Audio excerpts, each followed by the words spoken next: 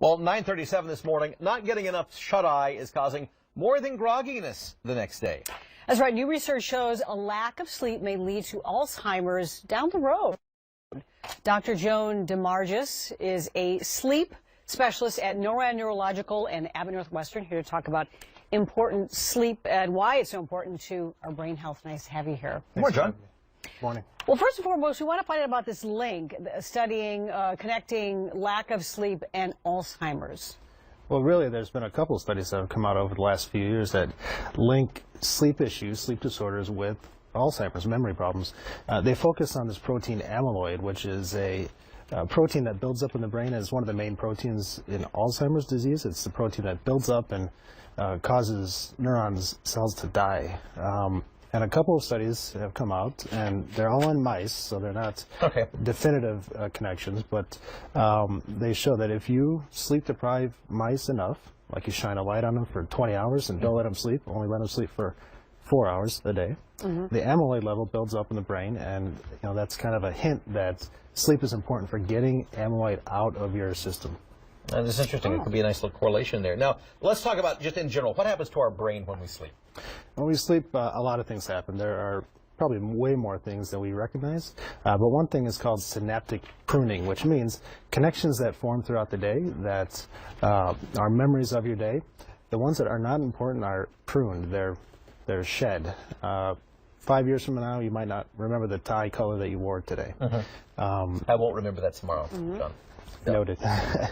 But important memories are reinforced during sleep. So all the connections that are kind of useless information, those are shed, and the important ones are reinforced during sleep. That's one thing that happens. And the second thing is we're now learning that this amyloid does build up, and during sleep, amyloid is kind of washed out of the brain, and if that doesn't happen, there could be consequences.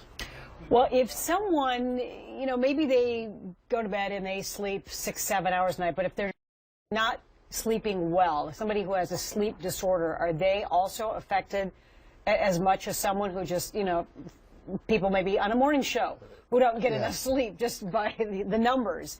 Does it affect people with sleep disorders as much as people who just literally don't get as many hours in the bed? They both have long-term negative impacts. I mean, so you're right, there's two different issues. One is sleep deprivation, getting normal sleep but not enough of it, and the other is sleep disorders, intrinsic sleep disorders, that you're getting enough sleep maybe, but there's something wrong with your sleep that's happening, and it makes it less restorative than it should be. And so both conditions do have long-term consequences for the brain and heart, both. The quality and the quantity. Correct. Of the sleep you're getting. Let's talk about sleep, because I love this conversation. So tell me, doctor, how much sleep should we be getting? Well, I don't know what time you go to bed, but probably more than you get. Yeah, I'm not sure. Probably so. Average is 7.5 to 8 is the average sleep requirement. Not everyone gets that. What did he say? Something like that. I forgot. 7.5 to 8. Right. The range is 4 to 11. So actually, it's a few on the ends of the curve. There's a few people that do need 10, 11 hours to feel fully rested, and there are a few people that need 4 or 5 hours. Right, teenagers on the long end usually, and some people do require only a little bit of sleep. They have a short sleep requirement, and amazingly can sleep 5.5 hours, wake up, feel rested, and not be sleepy through the day. So it varies for everyone, but the average is 7.5 to 8 hours. And actually this year, the American Academy of Sleep Medicine came out with a recommendation that every adult should get 7 hours per night. Every adult. But as you said, there's a pretty wide spectrum there, and some people have better quality of sleep than others. Some people just don't get into the bed, and children can affect that. There's so many different factors, but we are just learning so much more about why it's important for our brains and aging and memory. Well, that's the hard thing. People do have busy lives, work, family, recreational activities, school, classes. Some people work in the day, they're doing classes at night online, and sleep usually is what pays the price. But if you just to think about it from an evolutionary perspective, if we lay ourselves down for 8 hours a night, make ourselves vulnerable to the world for a third of our lives, it must be important. It's true.